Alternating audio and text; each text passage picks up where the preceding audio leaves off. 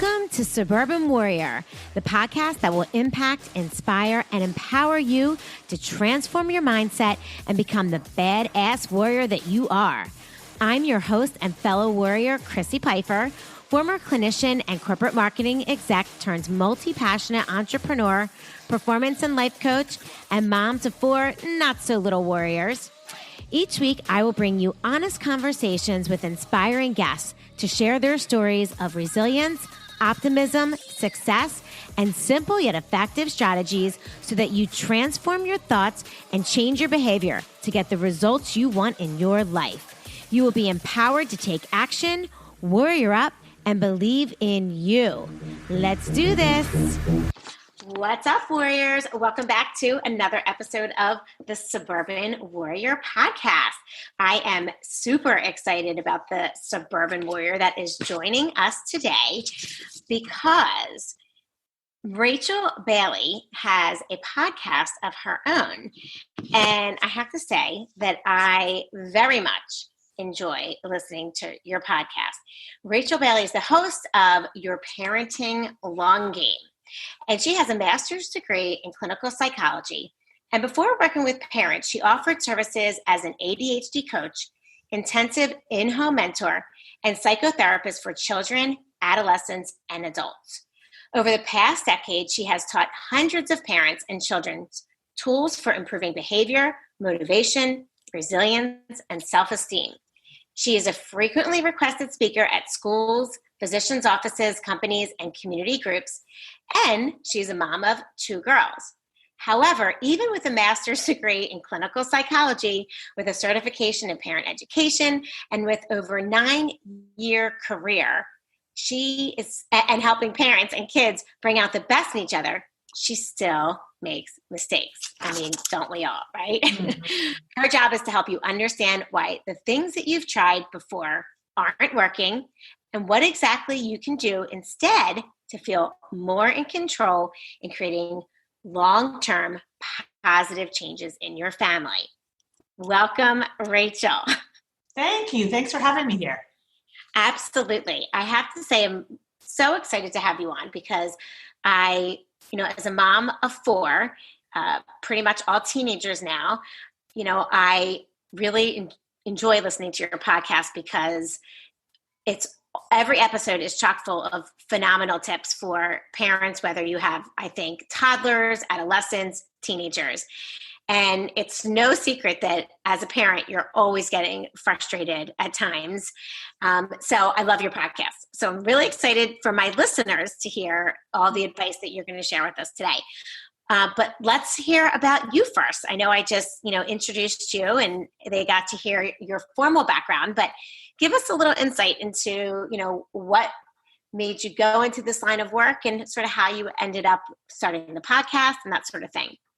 Yeah, so it's funny because I work with parents for a living, but I'm not born to be a parent. I didn't actually know that I was going to have kids until really I had them. So it's not like I'm someone who's, was dreaming of this line of work at all. I was actually, when I went to graduate school, my goal was to become a neuropsychologist. And when I was in a program with the thought that I ended up getting pregnant along the way and stopped that program.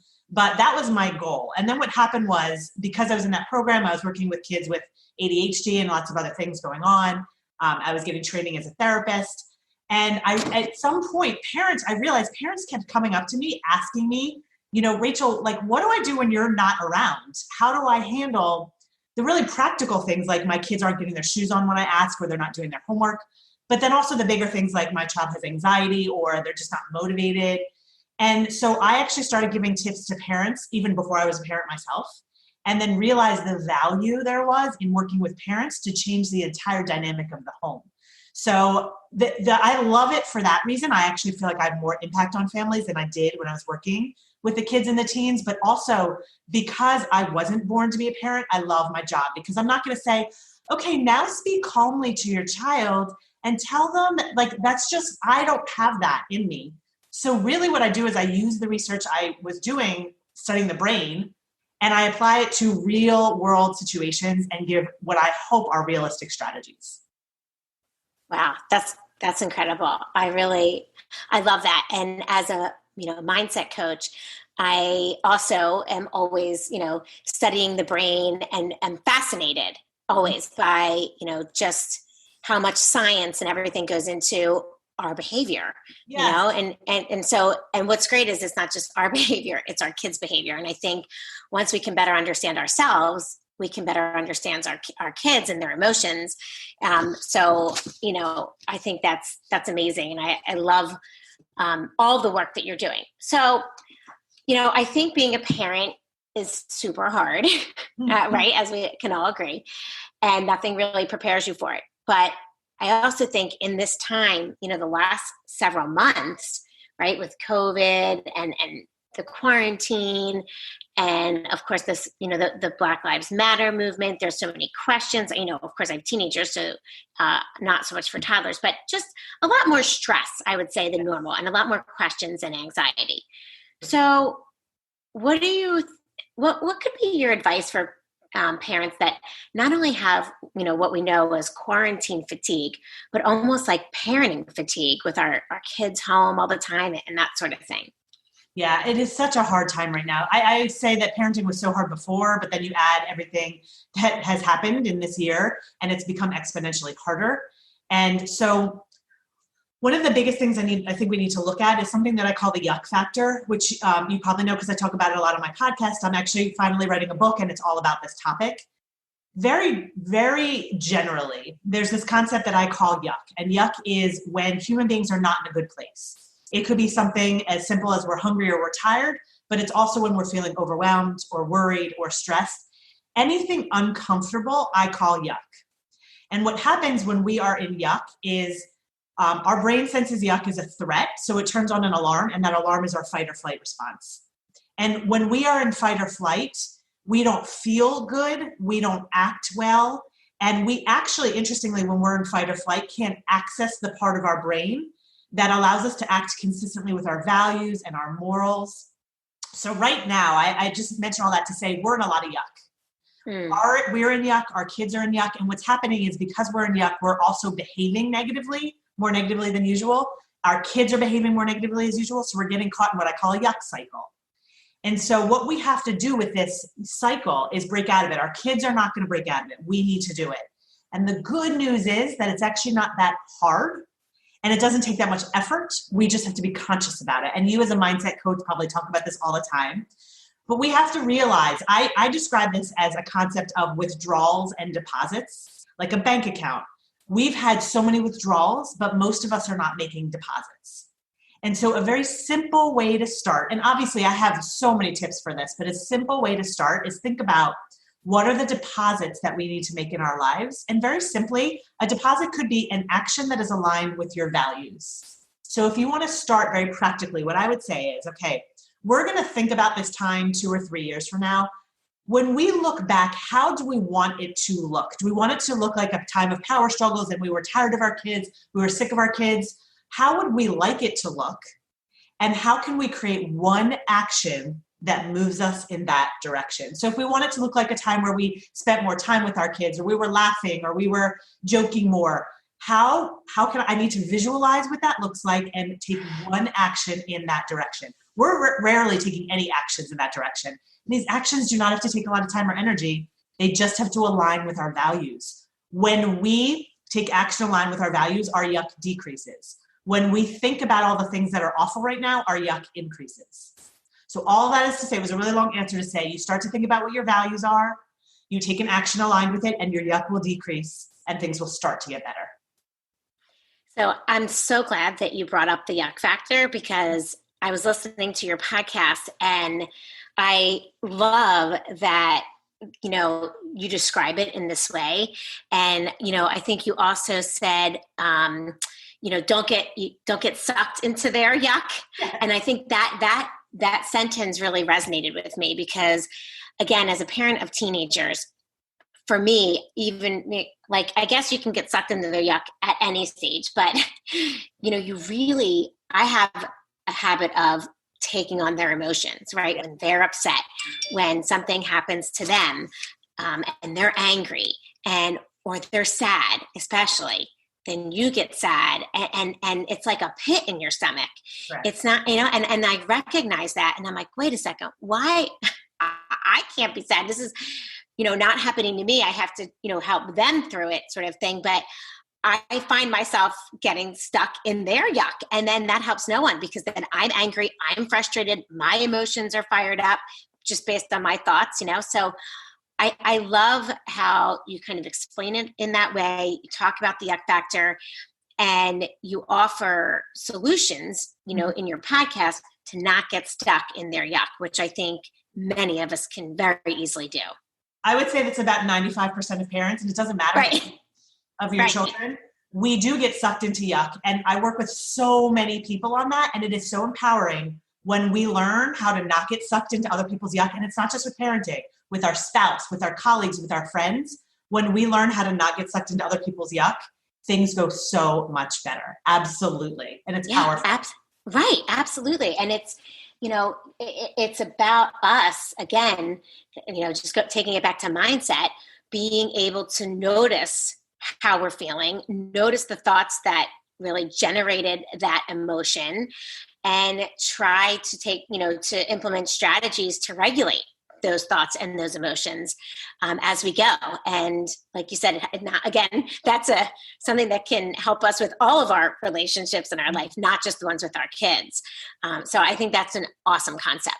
Okay, so another thing I wanted to talk to you about today, because as talking to other moms, we've all been home, and a lot of our kids have, been on their devices more or been on video games more. And I just feel like it is a common conversation amongst, moms. It always is, but now more so than ever, like, how do I get my kids off their devices or off their video games? Because I know for me, anytime I bring up the devices or get off your device or get off your video games, it's an instant power struggle. And so what can we do? So I actually have two answers to this. I'll try to keep each brief, but I think both are important. First is that we have to, during this time specifically, and I will tell you, I'm someone who's gone to schools and doctor's offices and talked about how to get your kids off of their devices. I have workshops on this. However, at this time, and that's what I'll talk about. That's my second answer, how you do it. But at this time, I actually think we also have to be kinder to ourselves a little bit. And what I've said to a lot of parents about devices right now is your rule before COVID may have been they can be on their device for 2 hours and that's all, and we're going to stop. But I also think during this time, mental health is incredibly important. And if you're actually using that time to get stuff done, or you feel like it needs to happen, then I think what the shift I would suggest making to help yourself feel better is, instead of saying they can be only on devices for 2 hours, I would say, I'm going to make sure they're off of devices for 4 hours a day. And then I'm actually not going to worry about the rest. I actually think for our mental health, that's a little bit healthier. To say, I will make sure they get these certain hours off of their devices. And I've always said this to parents of teens, honestly, because with teenagers, this, it's very hard to get them off of devices with the schoolwork they have to do, etc. So it's so much easier to say they're going to be off for a certain amount of time and change your mindset. Don't sit in this guilt and, oh my gosh, they're on so much. As long as they're getting other things done, that can actually reduce our guilt, which reduces our yuck, by the way. But let's say you want to create restrictions. It's a combination of a few things. So I want to try to think about the best way to do this, because like I said, I have like 60-minute workshops on this. I will tell you that there needs to be structure. There needs to be consistency. You need to expect some pushback. So when you have very clear guidelines, and when you are consistent about those guidelines, you're first going to get pushback, although I'm going to tell you in a minute how to reduce that a lot, especially with teenagers. You're going to get some pushback, but the more consistent you are, eventually they're going to learn you mean what you say, and the pushback will reduce. And I've actually had parents of teenagers say to me, I heard my daughter on the phone with her friend saying, I'm sorry, I can't meet then because that's a time when I'm not allowed on screens. That happens when you are consistent. Here's how you reduce the resistance, though, from your kids, whether they're teens or even like 4 and 5 years old, what I would do is set a boundary, but there's a strategy I teach called joint problem solving, where you're setting the boundary, like you have to be off for 4 hours. But the next thing you do is you actually listen to your child about how that boundary affects them. And you say, why don't you like this boundary? Tell me everything you don't like about it. And you listen. You listen to them. The next step is to say, okay, we still are keeping this boundary, but given everything you just said, let's make a plan that respects both the boundary and everything you just said. Let's come up with a plan, and hopefully your kids are coming up with this plan, not you. The more control you give your kids over the plan, the better. They should have complete control within the boundary.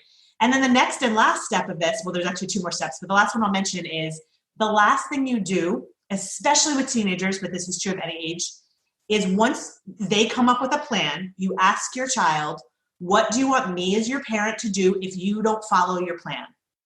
So they determine what the consequence is, not you. The only caveat is it has to be something that's in your control as a parent. So if they say, well, just make me get off, you can't actually make them. So if they say, well, turn off the Wi-Fi, that is something you have control over. But ultimately, the way you reduce resistance is you give them control, you give them respect, you have them come up with a plan and them come up with a consequence. So again, really long answer, but if you shift your mindset, you expect some resistance, but you have them come up with a plan, that's in 2 minutes part of what I give in a 60-minute talk. So that's fantastic advice. I do think it's so important to shift your perspective and your mindset in these times and really think about, like the long game, right? Everyone needs to be sane. And I do know, like, especially if they're on Xbox or something, that is sort of how they're communicating with friends. And so you don't want to take that away from them. But I love what you said about, because I don't think a lot of parents, I know I don't, naturally always go to putting it in their control and letting them contribute to the solution and letting them contribute to, the consequences. I think that is just really, really great advice. And if we can, stay consistent as parents, I think that in the long run, they just will really respect that and eventually adapt to it. Like you said, it just takes some time. That's exactly right. And part of the reason we aren't consistent is because we're in yuck. So that's why we have to always address our yuck first. When we're not in yuck as parents, it's actually relatively easy to be consistent. It's just that we are struggling as parents most of the time, and that's why we're not. But consistency is one of the most underused discipline strategies, and giving kids control is another very underused discipline strategy. The more control kids have, especially over the consequence, the more they actually do what they're supposed to do. Yeah, it makes total sense. And it also makes total sense that when we're in the yuck, how can we parent, right? And how can we parent well? Because we are just not personally in a good place. So how can we expect the kids to be? Exactly. Okay, so like I said, I love your podcast, Your Parenting Long Game, because just when you think you have it all figured out, your kids, grow up or they change the stage that they're in, and then all of a sudden you're back to trying to figure out what to do. So what do you think the key is to the long game? I know we just talked a lot about consistency. Is that the key to the long game? It's actually easier than that, I think. So one of the things I say, and I actually hesitated to call my podcast The Long Game, and my husband was like, do not call it that, because the long game implies that it's going to take longer. And he's like, parents don't want to hear this is going to take longer. So my subtitle is parenting using your long game doesn't take longer, it just lasts longer.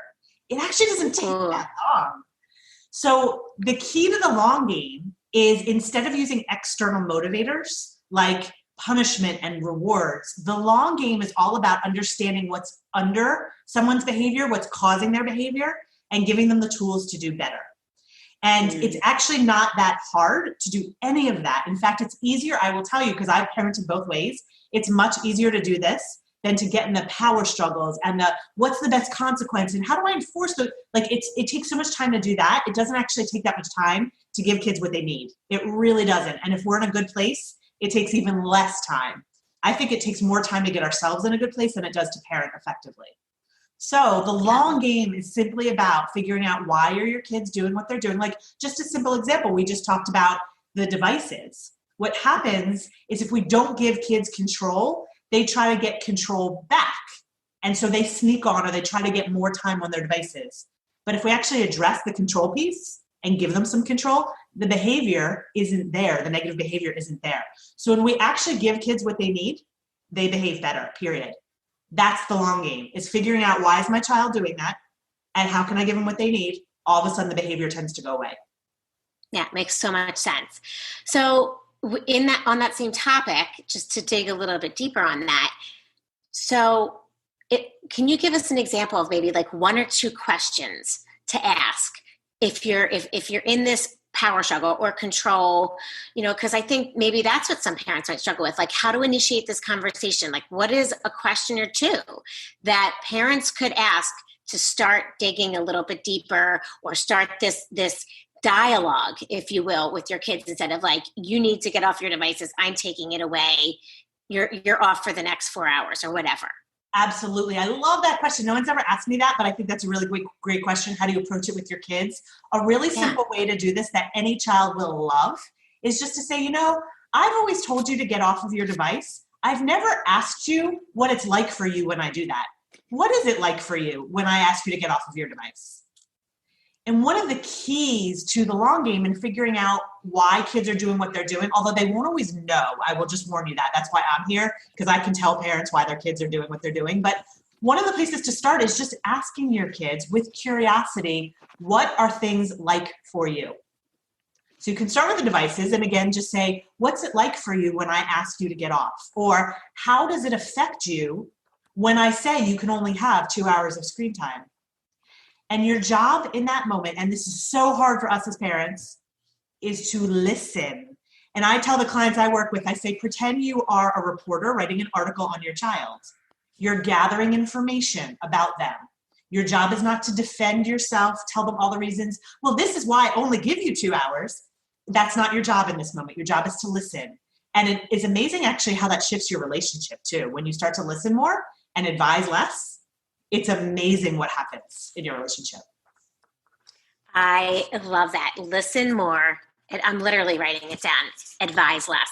Because I do think as parents, we are constantly trying to make our case for why they should do what we want them to do, and why it's better for them, and why you should eat or drink a green smoothie instead of having Fruity Pebbles in the morning. Like, they don't care about the reasons why, right? I mean, most of the time. But to listen more and advise less, I think that's just such great advice that sounds so simple, but I don't think we're doing that as often as we should. I mean, I can speak for myself. I don't think I'm doing it as often as I should. Yeah, most parents are not. You are definitely not alone. And it is amazing too. And you may have some relationships with it that are like this. The more you listen to them, the more they listen to you. The less you talk at them, the more they listen to you. It's crazy. And I have a lot of parents, I have emails all the time from parents saying, thank you, because this is what's happened in our relationship. You gain influence by listening. Gain influence by, and of course, and that's really with every relationship, right? With a coworker, with a friend, with your spouse. But so many times, especially when situations get heated or situations aren't going the way that we want them to go, or we feel like we're in a power struggle or whatever it may be, we're just talking, and not listening. And that's actually our yuck coming out. When we're in yuck because our child isn't listening to us, we can no longer remember to just zip our lips. Our yuck shuts down the part of our brain that remembers that. So that's why so much of parenting, very honestly, so much of the work I do with parents is, how can you learn to regulate your own emotions and deal with your own yuck so that you can listen, so that you can improve your relationship so your child listens to you more. Yeah. Oh my gosh. Absolutely. And I would say to all of my listeners right now, if you want to know more or learn more and get more strategies around the yuck factor, absolutely listen to Rachel's podcast, which will certainly be linked in the show notes. And as well as you can go to her website, which also it's rachelbailey.com, but that will be linked in the show notes as well, because I just think you have so many great strategies, and insights to share around this yuck factor. Because again, when I heard that and don't get stuck in the yuck, I'm like, oh my God, that's exactly what I'm doing. I'm getting stuck in the yuck, and then it's coming out, in like a fight or in an emotional conversation with the kids. So, oh my gosh, you have so many great insights to share. I am really grateful that you came onto the show today to share them all with my listeners, because I do think as moms, we are always struggling to improve our relationship with our kids, no matter what age they are. We all want the best for our kids. We're all trying to figure out exactly how to implement that and do that. And, I know that you absolutely are guiding us and sharing all of your insights with us. So thank you very much for doing that. Thank you. And thank you for having me here. I appreciate it. Yeah. So can you just tell everyone where they can find you, like on social, or if you have any, resources to share with them, you can certainly let us know. Yeah, absolutely. So my podcast is where I offer lots of tips and strategies. That is Your Parenting Long Game. I also have a Facebook group associated with the podcast, which is just Your Parenting Long Game podcast on Facebook. And I'm in there a lot, giving behind the scenes and things like that. I'm on social, most platforms, as just Rachel Bailey Parenting. And then I do have on my website, which is rachel-bailey.com, I have some free resources there that actually apply long game strategies to getting kids to listen, to dealing with big emotions. So all these different behaviors, how you handle them using your long game. Awesome. That is fantastic. So thank you for sharing that. And I would encourage, again, all listeners to check out her website and all of her free resources, because Lord knows we can all use it. And then good luck to all those mamas out there who check it out and then hopefully implement all the suggestions she shares, and let us know how it goes. And of course, you can always find me on Suburban Warrior on Instagram, Facebook group Suburban Warrior, and we would love to hear any reviews and ratings that you have for this podcast. Let us know your thoughts, because we love to hear from you. So once again, Rachel, thank you so much for joining me today. I appreciate everything you had to share with us. Thank you for having me.